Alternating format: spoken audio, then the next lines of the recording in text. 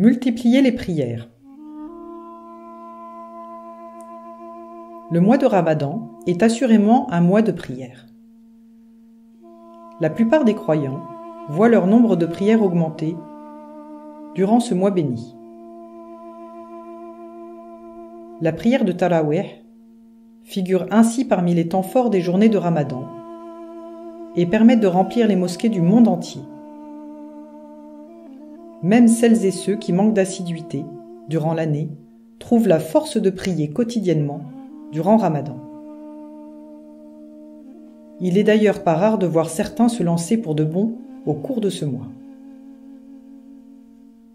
Compléter les prières obligatoires par des prières surérogatoires est une pratique prophétique. Or, Dieu nous dit que, en effet, vous avez dans le messager de Dieu un excellent modèle à suivre. Le prophète Mohammed, paix et bénédiction soient sur lui, ajoute : priez comme vous m'avez vu le faire. Ainsi, la réalisation de prières surérogatoires est une réponse aux recommandations divines et un moyen de parfaire notre suivi du bien-aimé. Chaque prière accomplie avec sincérité nous rapproche de notre Créateur. Il existe un nombre important de prières surérogatoires. Celles attachées aux prières obligatoires occupent une place de choix et méritent notre attention. En effet, le prophète, paix et bénédiction soient sur lui, nous informe que quiconque perpétue l'accomplissement de 12 unités de prière surérogatoires, Dieu lui construira une maison au paradis. 2 unités avant le Fajr, 4 avant et 2 après la prière de Dor, 2 après la prière du Maghrib et 2 après la prière de l'Aïcha. Le messager de Dieu ne délaissait jamais ses prières, sauf durant un voyage. La prière de Doha, réalisée entre le lever du soleil et le zénith, constitue une autre prière surérogatoire de grande valeur.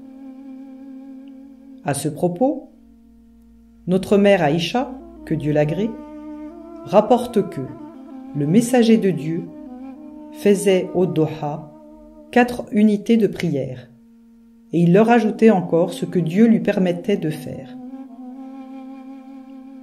Le mérite est d'autant plus grand si celle-ci est réalisée à l'issue d'une séance de rappel après la prière de Sobh.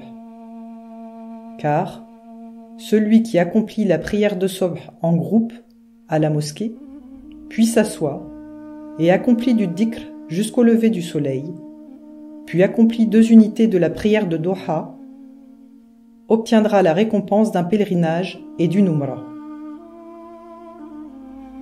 Enfin, parmi toutes les prières additionnelles réalisées par le prophète, paix et bénédiction soient sur lui, l'une d'entre elles est meilleure que les autres. La meilleure prière à faire après celle prescrite est la prière effectuée au milieu de la nuit. Si l'on a tendance à classer les prières de Tarawih dans cette catégorie, force est d'admettre que ces dernières sont, à notre époque, plutôt réalisées en début de nuit qu'en son milieu.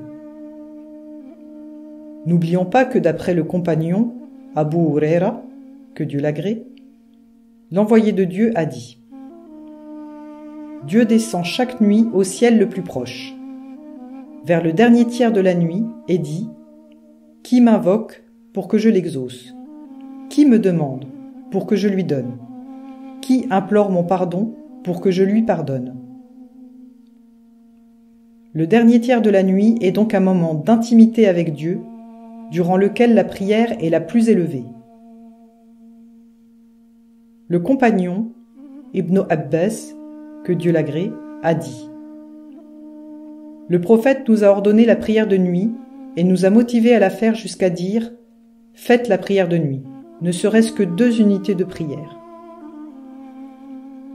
Aussi, À l'approche des 10 derniers jours du Ramadan, marqués par la retraite spirituelle et les veillées nocturnes, regroupons-nous, redoublons d'efforts et profitons au maximum, ensemble, de ces derniers moments bénis en multipliant les prières surérogatoires.